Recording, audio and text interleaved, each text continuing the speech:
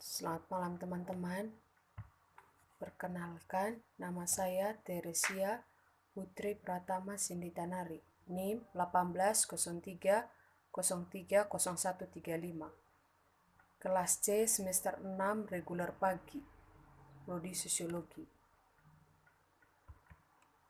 Oke teman-teman, di sini saya akan menjelaskan tentang pelantikan 5 bupati di NTT. Sebanyak 5 pasangan bupati terpilih dalam Pilkada 2020 akan dilantik di Kupang, Nusa Tenggara Timur. Hal itu disampaikan Kepala Biro Tata Pem Setda NTT Doris Rihi.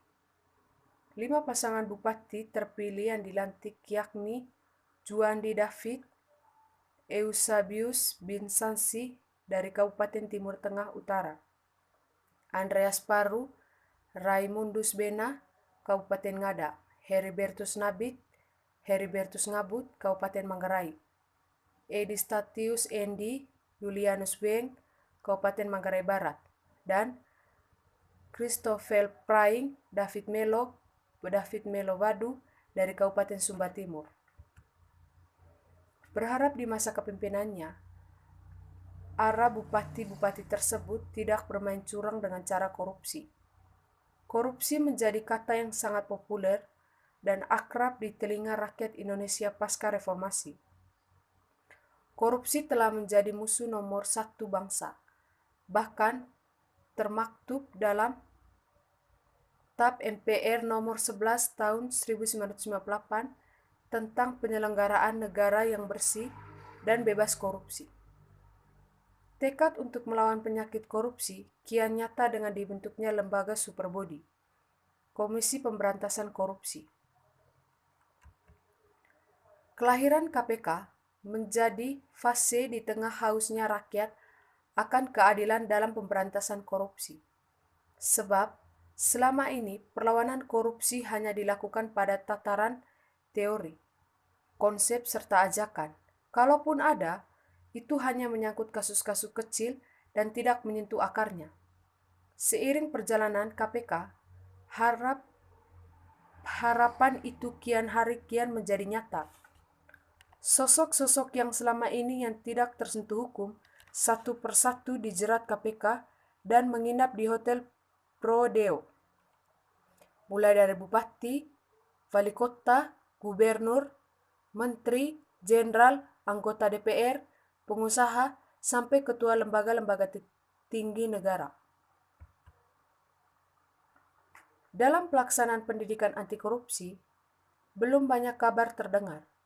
Bila menengok ke belakang, kader-kader partai yang menduduki jabatan seperti kepala lembaga, kementerian, anggota DPR, DPRD, gubernur, maupun wali kota atau bupati terjerumus dalam kasus korupsi. Ini melahirkan tanya, apakah demokrasi yang kita anut selama ini yang membuat wakil-wakil rakyat mendapat kursi empuk di pemerintahan? Sebenarnya memang telah diberi tiket untuk bertindak korup. Warisan dan ide korupsi menggerogoti daya hidup, membuat manusia tak memunculkan potensi yang ada padanya. Setelah diberi mandat, para koruptor tak perlu repot-repot bekerja dengan jujur untuk menjalani penghidupan yang penuh berkah. Yang penting menjabat, uang pasti didapat. Itulah mental yang terbentuk sejak lama di bangsa kita, menjadi warisan di kalangan para pejabat dan birokrat.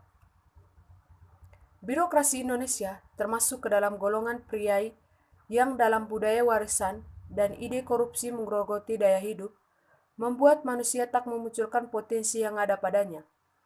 Setelah diberi mandat, para koruptor tak perlu repot-repot bekerja dengan jujur untuk menjalankan kehidupan yang penuh berkah.